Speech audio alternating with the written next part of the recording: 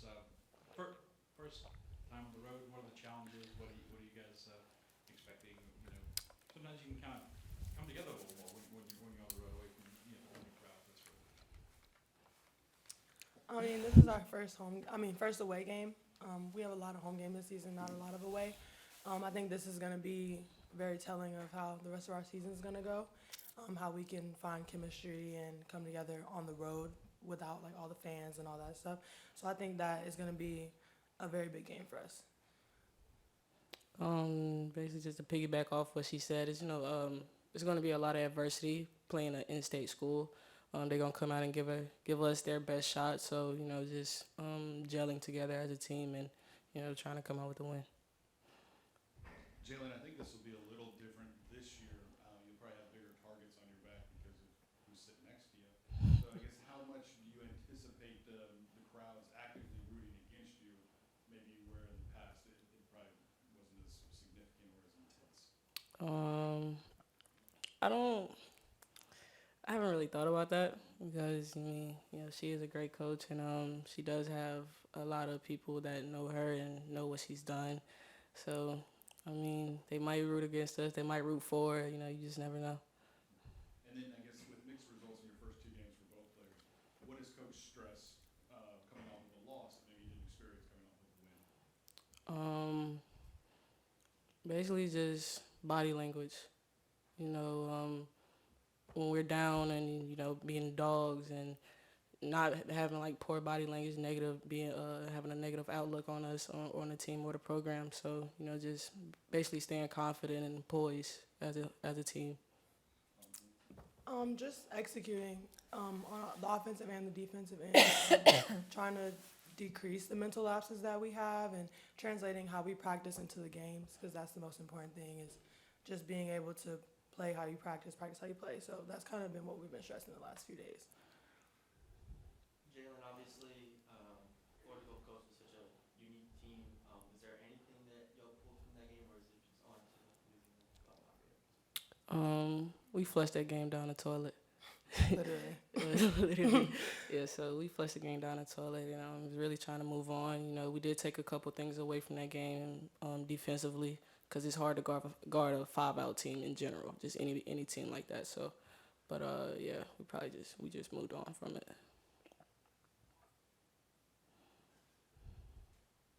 Literally, like you tore up the box score. Like she made us run out the film room and go flush the toilet and come back. And so was that a good thing to do? Was it funny, or what was your feeling about that? It was kind of weird at first, but it was like exaggeration of what we're about to do now. So like we getting rid of the past, but we gonna push forward.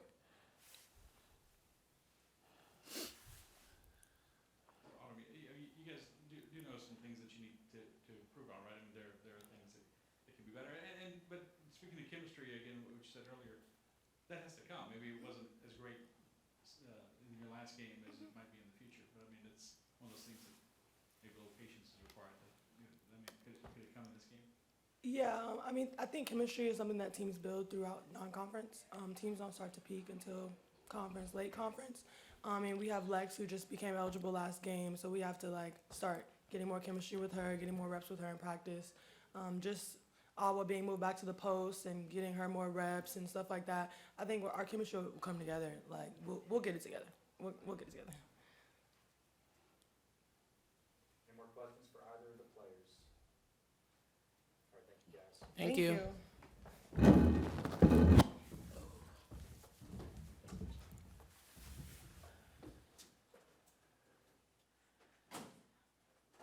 Coach, looking at Louisiana Lafayette, what do you see in them? Just the basics, kind of. Well, you see a team that knows how to win championships. They won their league last year and lost in the conference tournament, and otherwise they would have been in the NCAA tournament. Now, they're not the same team. They lost players from last year. Gary Broadhead does a tremendous job with his team.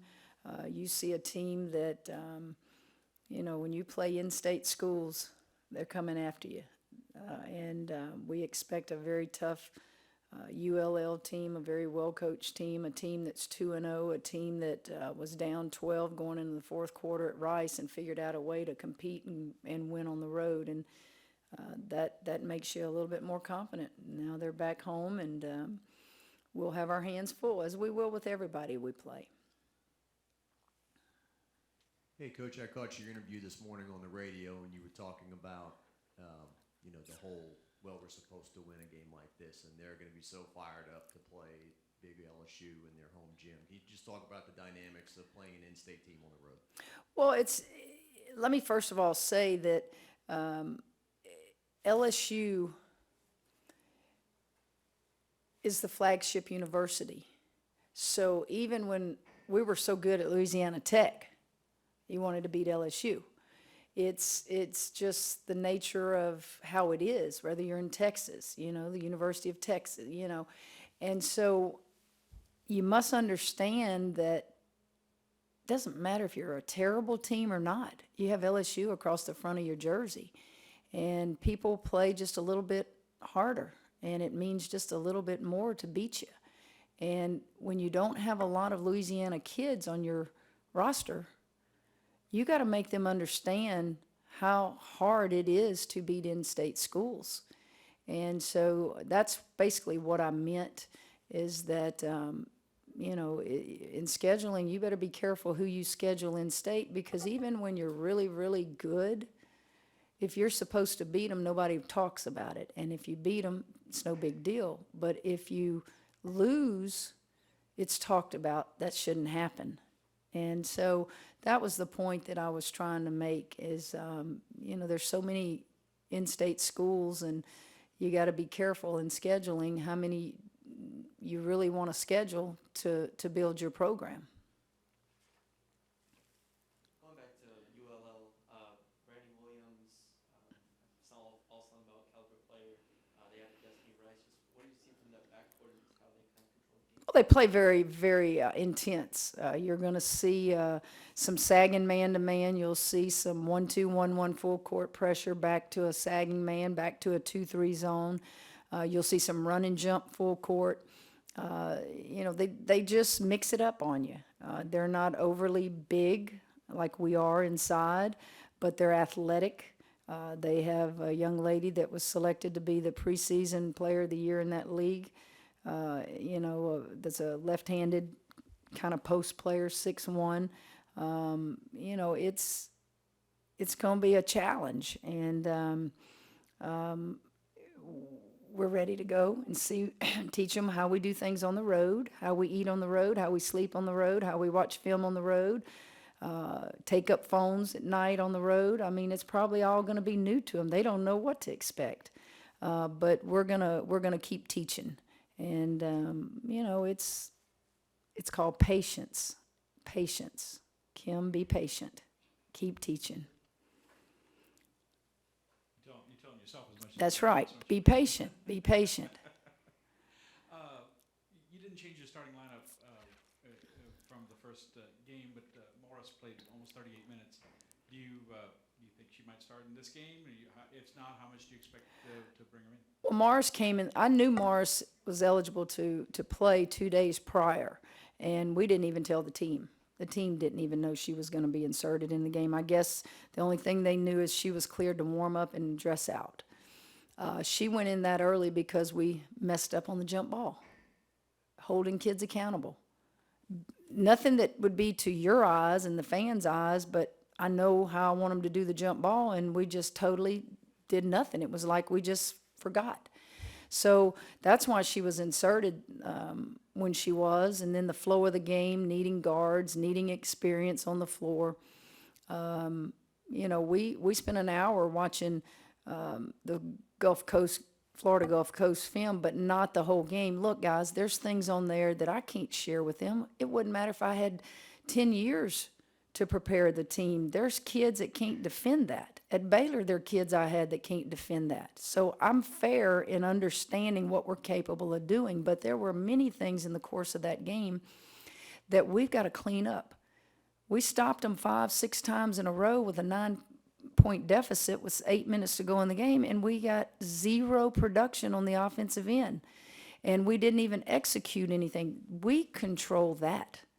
And so just cleaning it up on what we can control, and then make them understand you're not going to play that type of team again. You're going to match up with people better. And so, yeah, they're right when I said, get up, go flush the toilet. Okay? Now we've watched that film. Now we've got to move on.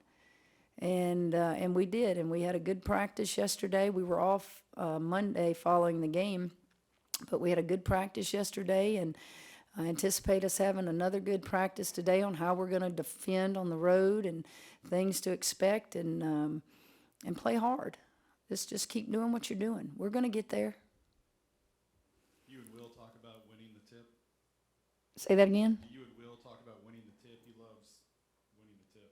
Well, yeah, I love winning the tip too, and I have things that I want to do on the tip. Now, it may be that depending on who I start different games, if we can win the tip. But let's go back to that game. They didn't even use Bell to jump ball. They conceded the tip, and we didn't get it. But it was how we were lined up. It's where you're supposed to be. It's what you're not supposed to allow people to do, and it was all messed up. Those are the things that I taught from that film, not kids taking our post off the dribble. I mean, that's expected. Not kids not getting help because I told them how I wanted them to guard. All those things, you wash that over here, but you come over here and you show them things. Now tell me why you did what you did right here. It doesn't matter who we're playing.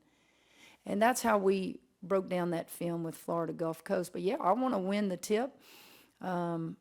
Sometimes I may not be able to. If you do a good scouting report, and it doesn't matter who your guy is that can jump the high, sometimes you just can't get up there and get it. So, yeah, I want to win it. When you have a moment like this, and this is just me kind of learning your style, but when you have a moment like that where you can point to something that we should be able to do this and we didn't, how do you realize that they get it? Do you make them verbally respond back? Absolutely, I make them talk. You do a little bit of everything. I told you, the longer you coach, the wiser you become. There are moments where you go in a locker room, and I mean you get after it. There are moments you go in the locker room and you hug them and say, we did all we could do. And then there are moments in a locker room that maybe you're not getting your message across on the floor. Now let's find out why. Why are you not translating things from the practice court to the game? Some kids, the lights come on and they get that deer in the headlight look. Well, it's my job to figure out how do we stop that. So I make them talk in the film room. I make them answer, and most of the time kids aren't used to that. They don't want to talk.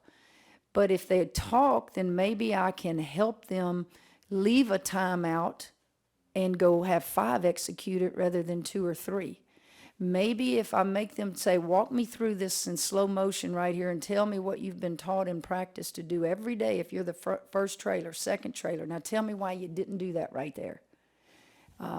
Just figure out what makes them retain stuff. Coming off of adversity and a loss like that, how have they responded to you? Because I know you don't really care for losses. I know that you have to learn from a loss, but I know that you would much rather take a win and learn from that as opposed to a loss.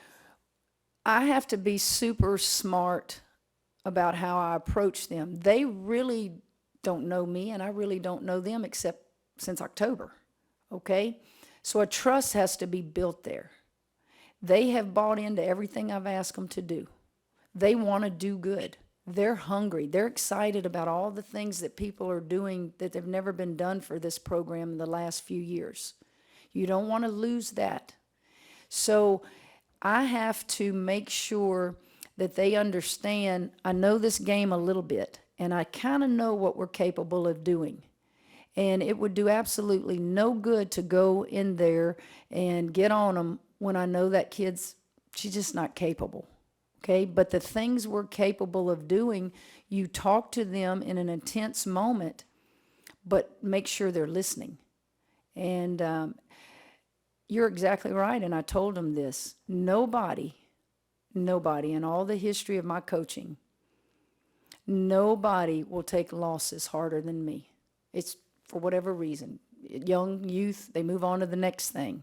I get that, and I don't ever even expect them to take it hard. I mean, we went 40-0, guys, and I still take things personal and hard and beat myself up and lay in bed at night tossing and turning. So I don't try to put them on the level of hurting like I do. That's not going to happen. But what I can do is be a good teacher. And sometimes when you teach and it's new and you've got a whole group looking at you and they want to please you, I've got to make them think that they're better than they are, And that's what I do. Some days it'll be with intense passion and holler. Some days it'll be soft. Some days it'll be communicate both ways. You just have to get a feel in your gut for what this team needs. Kim, you mentioned before the schedule was here when you arrived. What's your philosophy on scheduling in-state teams, going on the road and that sort of thing? And of course, you played for another in-state team. Do you look forward to scheduling Louisiana Tech in the future? I think you have to be very careful. I think, as I said, a side of you wants to say, play them all, let's all help each other out. But then a side of you thinks, is it detrimental if you're supposed to win and you don't? Does it hurt you? I don't know. I can view that both ways. And in state, you don't have to probably pay the money that you pay. Now, football, and those guys probably do, but I wouldn't think in women's basketball. But we paid at Baylor a lot of people to come play us, and that helps their budgets. Now, I'm all for that. I'm all for helping people who need money in their budgets. But because you're a small state, I'm not sure how much the administration is even willing to pay those schools to come here to play you. I haven't studied that much, Scott. Look, there's so many people we need to play just to get wins. So I'm more about just find me some wins until we reach that level to where we're good enough to say, I don't know, we better not play them. They're too good. They might beat us. We're not at that level yet. But I hope that someday that I have to worry about that and think about that. Would I play Tech? I think we've reached out to them about playing us in Bossier City, and they don't want to do that. I think, call Johnny, my assistant, and ask if he has spoken to Brooke. But I want to say Johnny asked, would you like to play maybe next year? And let's do it in Bossier City. I think the men are doing it, right? And that's what Johnny thought would be a good idea, but I don't think they want to do that. Coach, you talked about you doing things with the team that they haven't experienced in the last few years. Does that include you're taking them over there tonight, right? You're going to stay in a hotel and everything before an in-state road game. Can you talk about your philosophy on that? I am very much into that, even when I was at Baylor. We'd go the night before to Austin. We'd go the night before to Dallas, whatever. I think you get into a routine of pregame meal, sleep habits, breakfast, all those things, and we're going to continue to do that. It makes me nervous. I'm telling you, I bet you in 21 years, I might could count on one hand the times I went the day of. That doesn't flow with me. It doesn't flow with me as a coach. Hop on a bus, go play, come back. You don't feel like you're in sync.